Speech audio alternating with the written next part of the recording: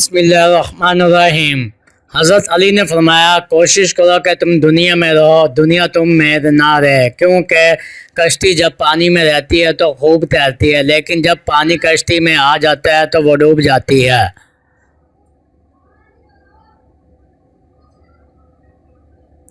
ایک عورت حضرت علی کی خدمت میں حاضر ہوئی اور عرض کرنے لگی، یا علی، میں نے زندگی میں بہت دھوکے کھائے ہیں۔ انسان باہر سے کچھ اور اندر سے کچھ ہوتے ہیں۔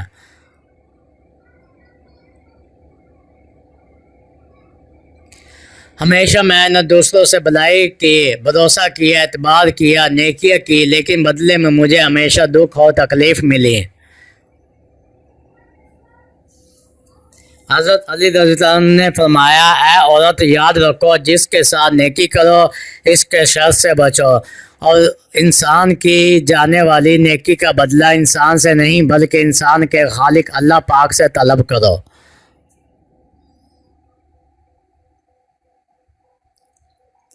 اس عورت نے کہا، یا علی، میرا ایک سوال ہے۔ حضرت علی شیر خدا نے کہا، آج تک میرے در سے کوئی خالی ہاتھ نہیں گیا، کہو جو تم کہنا چاہتی ہو۔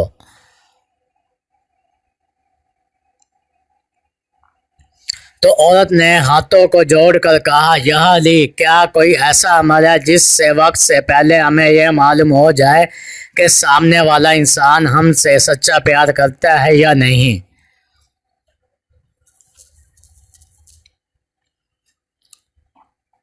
تو حضرت علی رضی اللہ عنہ نے فرمایا، ہاں ہے، اللہ پاک کے علم میں کسی بھی چیز کی کوئی کمی نہیں۔ اگر تم یہ دیکھنا چاہتی ہو تو سامنے والا انسان تم سے کتنا سچا پیار کرتا ہے تو تم 3 مرتبہ یا ودود یا حکیم یا کریم یا رحمان دل میں پڑھو، اور جس سے تم پیار کرتے ہو اس کے چہرے میں دیکھو۔ اگر سامنے والے کا چہرہ منحوس نظر آئے تو سمجھ جانا کہ آنے والے وقت میں وہ تم میں بہت تکلیف اور دھوکہ دے گا۔ لیکن اگر سامنے والے بندے کا چہرہ مطمئن اور عام انسان جیسا رہے تو سمجھ جانا کہ یہ انسان تم سے پیار تو نہیں کرتا لیکن دھوکہ بھی نہیں دے گا۔ لیکن اگر سامنے والے کا چہرہ مسکرائے اور اس کی آنکھوں میں پیار جھلکنے لگے تو سمجھ جانا یہ انسان خود سے بھی زیادہ تم سے پیار کرتا ہے۔ حضرت علی رضی اللہ عنہ نے فرمایا، کفر کے بعد سب سے بڑا گناہ کسی کی دل آزاری کرنا ہے۔ ایک شخص نے حضرت علی سے پوچھا، یا علی، ہمارے دل میں کسی دوسرے کے لیے اتنی محبت کیوں پیدا ہو جاتی ہے کہ کوئی اجنبی جسے ہم جانتے بھی نہیں نہ ہو، اکثر وہ ہمارے دل کو اتنا اچھا لگنے لگتا ہے۔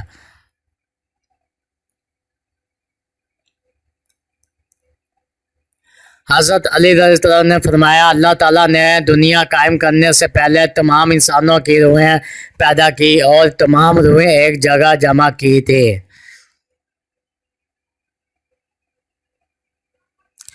وہاں پر جو روحیں ایک دوسرے کے بہت نزدیک تھی، جب وہ دنیا میں ایک دوسرے کے سامنے آتی ہیں تو محبت پیدا ہوتی ہے۔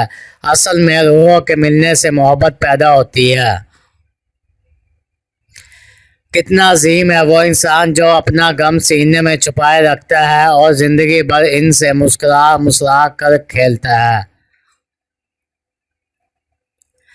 جب تم بغیر کسی وجہ کی خوشی محسوس کرو تو یقین کر لو کہ کوئی نہ کہیں آپ کے لیے دعا کر رہا ہے۔